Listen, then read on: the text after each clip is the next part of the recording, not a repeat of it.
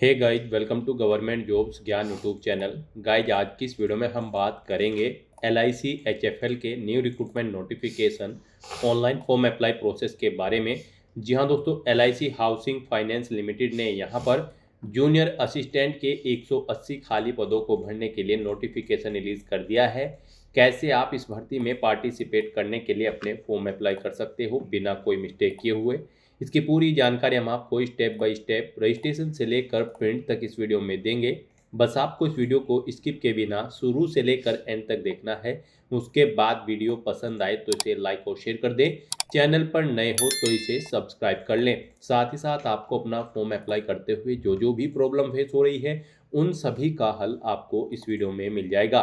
तो बिना कोई वक्त गंवाए चलिए शुरू करते हैं। आपको इस वीडियो की डिस्क्रिप्शन बॉक्स में हमारी वेबसाइट IND-sarkari-naukri.in के इस पेज का लिंक मिल जाएगा। यहाँ पर आपको इस भर्ती के रिगार्डिंग सभी डिटेल्स प्रोवाइड कर दी गई है। Life insurance corporation of India housing finance limited LIC HFL ने जूनियर असिस्टेंट के 180 खाली पदों को भरने के लिए नोटिफिकेशन रिलीज कर दिया है।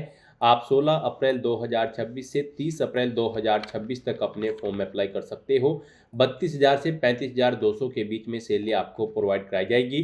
क्वालिफिकेशन की अगर बात करें तो ग्रेजुएट डिग्री धारक कैंडिडेट जिन्होंने अपनी ग्रेजुएशन किसी भी डिसिप्लिन में कम से कम 55% मार्क्स के साथ पास आउट कर रखी है, वो एलिजिबल हैं, अप्लाई कर सकते हैं, या फिर इसके इक्विवेलेंट क्वालिफिकेशन आपकी होनी चाहिए। साथ ही आपको यहाँ पर कंप्यूटर पर वर्किंग नॉलेज होनी चाहिए। 21 से 30 साल आपकी आयु सीमा रखी गई है। 800 रुपये प्लस 18% GST फीस चार्ज के रूप में यहाँ पर आपको देने होंगे, जो कि आप ऑनलाइन मोड में debit card, credit card, net banking या फिर UPI के माध्यम से जमा कराओगे। सिलेक्शन आपका ऑनलाइन एग्जाम और इंटरव्यू के आधार पर होगा। आप ऑल इंडिया से ऑनलाइन मोड में अप्लाई कर सकते हो। उसके लिए आपको इस पेज को नीचे स्क्रॉल डाउन करना है, इंपॉर्टेंट लिंक सेक्शन में आना है, ऑफिशियल नोटिफिकेशन PDF लिंक पर क्लिक करके इस भर्ती के नोटिफिकेशन को ओपन कर लेना है और इसमें से आपको पूरी डिटेल रीड कर लेनी है। यहाँ पर आपको सभी डिटेल्स प्रोवाइड कर दी गई है, जैसे कि क्या पोस्ट का नाम है, कितनी उसके लिए नंबर ऑफ वैकेंसीज है, किस स्टेट में किस सिटी के लिए कितनी वैकेंसीज है, कैसे आप अप्लाई कर सकते हो, कब से कब तक आप अप्लाई कर सकते हो, क्या आपका एलिजिबिलिटी क्राइटेरिया होना चाहिए।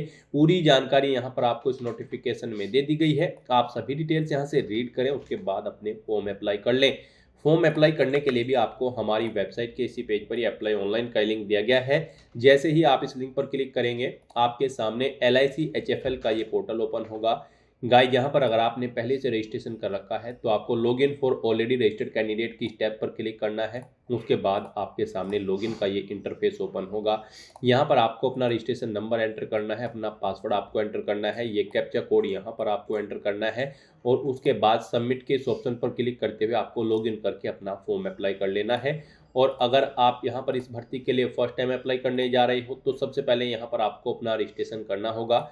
उसके लिए आपको click here for new registration की टैब दी गई है, आप इस पर क्लिक करें। आपके सामने यहाँ पर रजिस्ट्रेशन का फॉर्म ओपन हो जाएगा। इसमें आपको अपनी बेसिक इन्फॉर्मेशन प्रोवाइड करते हुए रजिस्ट्रेशन करना है। सबसे पहले गाइड यहाँ पर आपको अपना फर्स्ट नेम एंटर करना है, उससे एक बार फिर से एंटर करके कंफर्म कर लेना है। उसके बाद अगर आपका मिडिल नेम लास्ट नेम है तो वो यहाँ पर आप एंटर करके कंफर्म कर लें, नहीं है तो इन कॉलम्स को आप खाली छोड़ दें। फिर यहाँ पर आपको आपका फुल नेम शो कर दिया जाएगा, जो नाम आप यहाँ पर प्रोवाइड कराएंगे उसके अकॉर्डिंग। उसके बाद गाइज आपको यहाँ पर अपना मोबाइल नंबर एंटर करना है, उसे भी कंफर्म कर लेना है। कोई अल्टरनेट मोबाइल नंबर है तो वो यहाँ पर आप एंटर कर दें, नहीं है तो इस कॉलम को खाली छोड़ दें। फिर यहाँ पर आपको अपनी ईमेल आईडी के शुरू के कैरेक्टर एंटर करने हैं। उसके बाद यहाँ पर आपको डोमेन सेलेक्ट करना है जिस पर आपकी ईमेल आईडी है। फिर यहाँ पर आपको अपनी कंप्लीट ईमेल आईडी टाइप करनी है। उसके बाद गाइज आपको ये कैप्चा कोड यहाँ पर एंटर करना है और फिर सेव एंड नेक्स्ट के इस ऑप्शन पर क्लिक करना है। इस तरह से यहाँ पर आपका रजिस्ट्रेशन हो जाएगा। आपको एक रजिस्ट्रेशन नंबर और पासवर्ड यहाँ पर प्रोवाइड करा दिया गया है। ये रजिस्ट्रेशन नंबर और पासवर्ड आपके रजिस्टर्ड मोबाइल नंबर और ईमेल आईडी पर भी सबमिट कर दिए गए हैं। आपको इन्हें केयरफुली नोट डाउन करके रख लेना है फ्यूचर यूज के लिए। और गाइस, यहाँ पर अब आपको अपना मोबाइल नंबर और ईमेल आईडी वेरीफाई करने हैं। उसके लिए आपको पहले ये कैप्चा कोड यहाँ पर एंटर करना है और फिर सेंड OTP के ऑप्शन पर क्लिक करना है। फिर आपके मोबाइल नंबर और ईमेल आईडी पर यहाँ पर OTP आएंगे। आपको 1 बाय 1 करके अपना मोबाइल नंबर और ईमेल आईडी यहाँ पर वेरीफाई कर लेने हैं। उसके बाद यहाँ पर आपको अपना फोटो और सिग्नेचर अपलोड करने हैं। गाइस यहाँ पर आपको अपना recent passport size photo upload करना है, फिर आपको अपना लाइव फोटो कैप्चर करना है, उसके बाद आपको अपने सिग्नेचर अपलोड करने हैं। इनके लिए आपको गाइडलाइन दी गई है। आपको यहाँ पर guideline for scanning the photograph and signature का लिंक दिया गया है, आप इस पर क्लिक करें।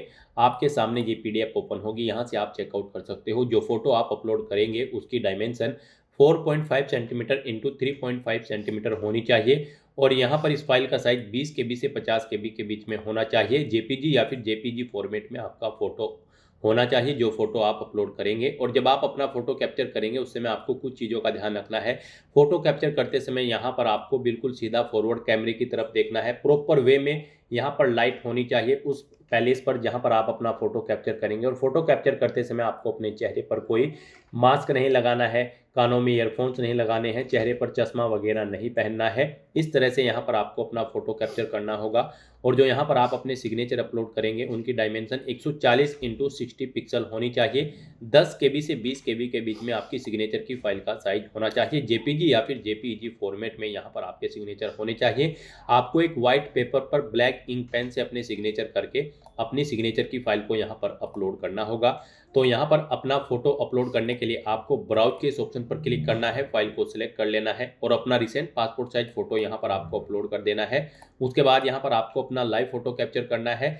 फोटो कैप्चर करने के लिए आपके पास दो ऑप्शन है, आप वेब कैमरा के थ्रू अपना फोटो कैप्चर कर सकते हैं। वेब कैमरा से फोटो कैप्चर करने के लिए आपको कैप्चर फोटो के ऑप्शन पर क्लिक करना है और अपने वेब कैमरा के थ्रू अपना लाइव फोटो यहाँ पर कैप्चर कर लेना है। और अगर आपके पास वेब कैमरा नहीं है तो फिर आप मोबाइल फोन के थ्रू भी अपना फोटो कैप्चर कर सकते हैं। उसके लिए आपको क्लिक हियर टू स्कैन के इस ऑप्शन पर क्लिक करना है। ये क्यूआर कोड आपको शो होगा, आप इसे अपने मोबाइल के किसी भी क्यूआर कोड रीडर ऐप से स्कैन करें। आपके मोबाइल पर एक लिंक जाएगा जिस पर क्लिक करते हुए यहाँ पर आप अपना लाइव फोटो कैप्चर कर लें।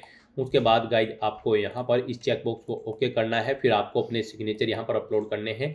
सिग्नेचर अपलोड करने के लिए भी आपको ब्राउज के इस ऑप्शन पर क्लिक करना है, फाइल को सिलेक्ट कर लेना है और अपने सिग्नेचर भी यहाँ पर आपको अपलोड कर देने हैं। उसके बाद आपको इस चेकबॉक्स को ओके करना है। इस तरह से अपना फोटो और सिग्नेचर यहाँ पर अपलोड करने के बाद गाइज फिर आपको नेक्स्ट के इस ऑप्शन पर क्लिक करना है। नेक्स्ट यहाँ पर आपका फॉर्म स्टार्ट हो चुका है। अब आपको अपनी बेसिक डिटेल्स प्रोवाइड कराते हुए अपना फॉर्म अप्लाई करना है। सबसे पहले यहाँ पर आपको स्टेट सेलेक्ट करना है। आप यहाँ पर जिस स्टेट के लिए अप्लाई करना चाहते हैं वो स्टेट यहाँ पर आप सेलेक्ट करें। उसके बाद यहाँ पर आप सिटी सेलेक्ट करें जिसमें आप यहाँ पर जॉब करना चाहते हैं उस स्टेट की। फिर यहाँ पर आपसे पूछा गया है कि क्या आप PWBD कैंडिडेट हैं और आपकी डिसेबिलिटी 40% से अबव है। अगर है तो आप येस करें, अपनी डिसेबिलिटी का टाइप सेलेक्ट करें और उसकी डिटेल यहाँ पर प्रोवाइड कराएं। और अगर आप यहाँ पर PWBD कैंडिडेट नहीं है तो आप सिंपली नो ऑप्शन सेलेक्ट कर लें।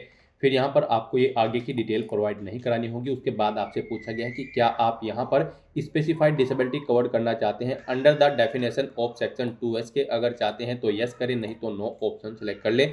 यस करते हैं तो फिर यहाँ पर आपको ये डिटेल देनी होगी। उसके बाद आपसे पूछा गया है कि क्या आपका कोई रिलेटिव LIC में कार्यरत है, LIC हाउसिंग फाइनेंस लिमिटेड में। अगर है तो आप यस करेंगे, उसका SR नंबर देंगे और यहाँ पर नहीं है कार्यरत तो आप सिंपली नो ऑप्शन सेलेक्ट कर लेंगे। फिर आपको अपना रिलीजन यहाँ पर सेलेक्ट करना है। उसके बाद आपको पूछा गया है कि क्या आप अपने आधार की सहमति प्रदान करते हैं वेरिफिकेशन के लिए।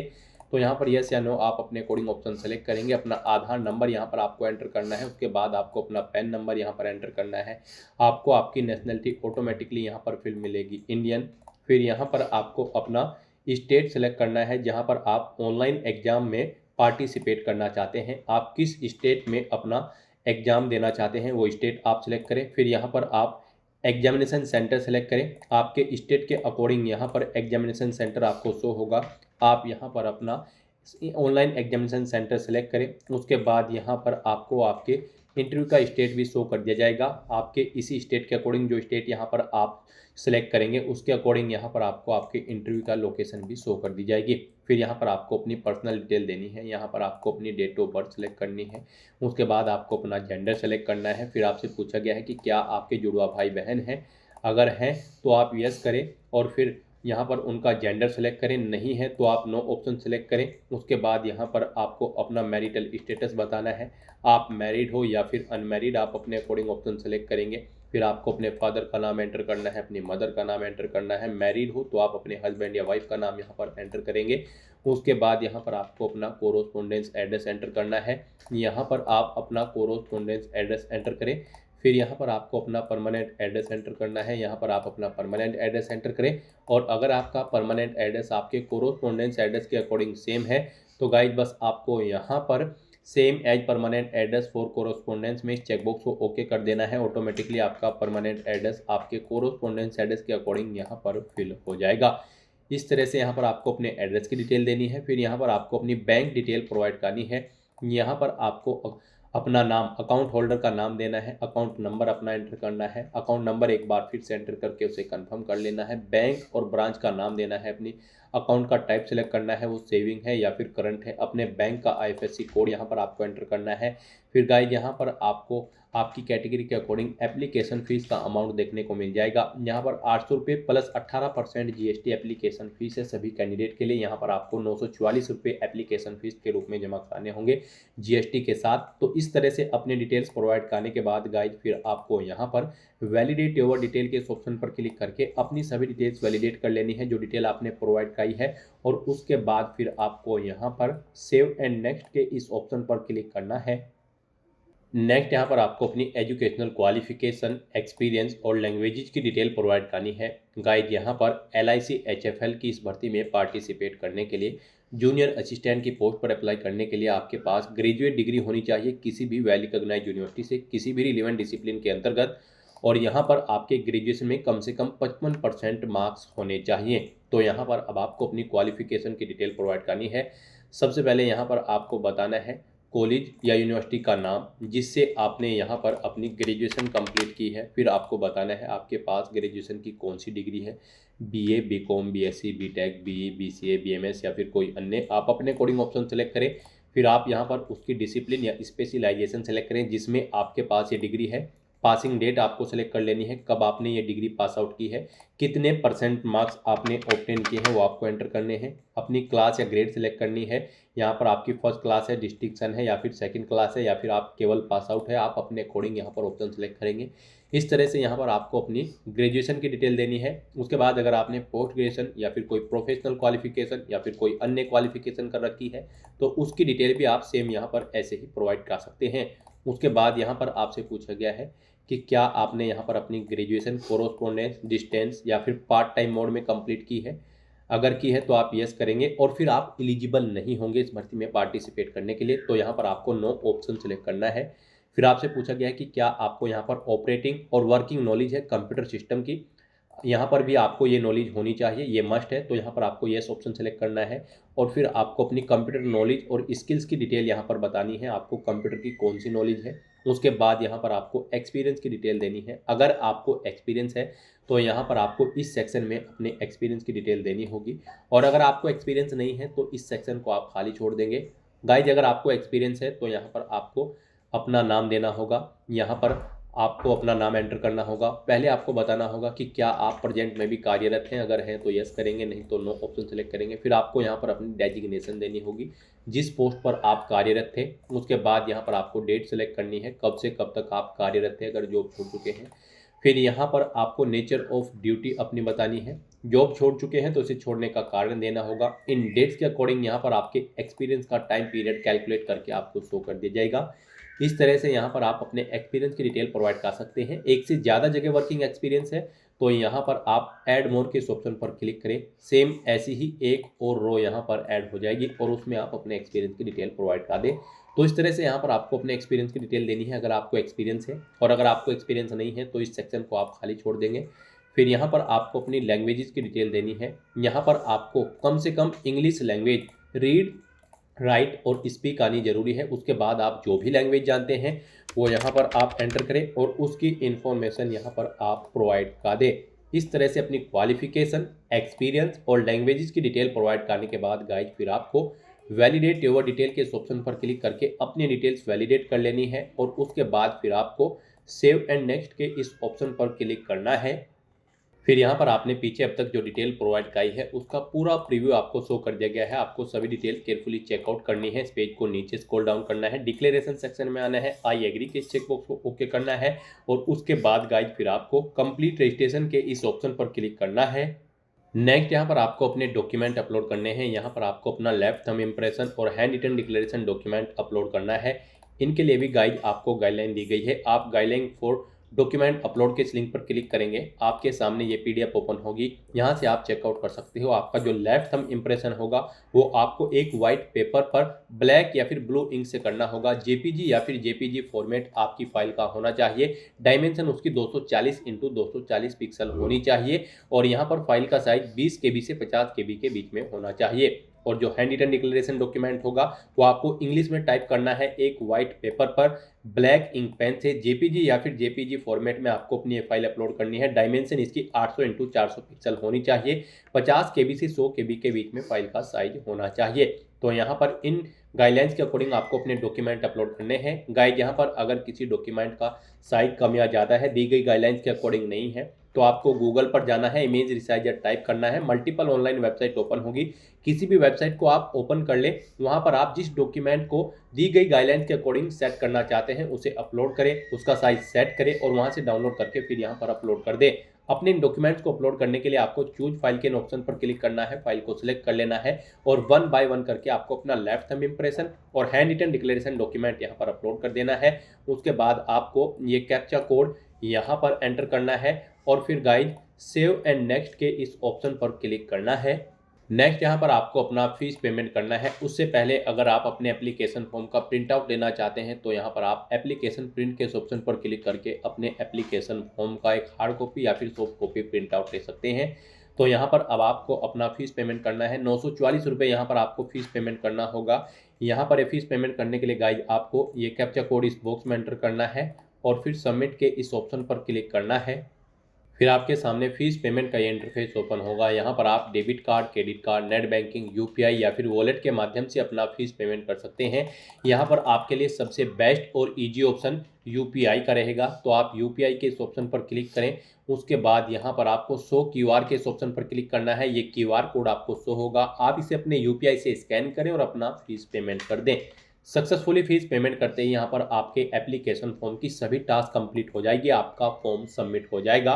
फिर आपको अपने फॉर्म का एक हार्ड कॉपी या फिर सॉफ्ट कॉपी प्रिंट आउट ले लेना है फ्यूचर यूज के लिए, फ्यूचर रेफरेंस के लिए। तो दोस्तों ऐसे आप LIC HFL जूनियर असिस्टेंट की इस भर्ती के लिए अपने फॉर्म अप्लाई कर सकते हो बिना कोई मिस्टेक किए हुए। आज की इस वीडियो में बस इतना ही। आई होप ये वीडियो आपको पसंद आई होगी। अगर पसंद आई हो तो इसे लाइक और शेयर करें। चैनल पर नए हो तो इसे सब्सक्राइब कर लें। Thanks for watching.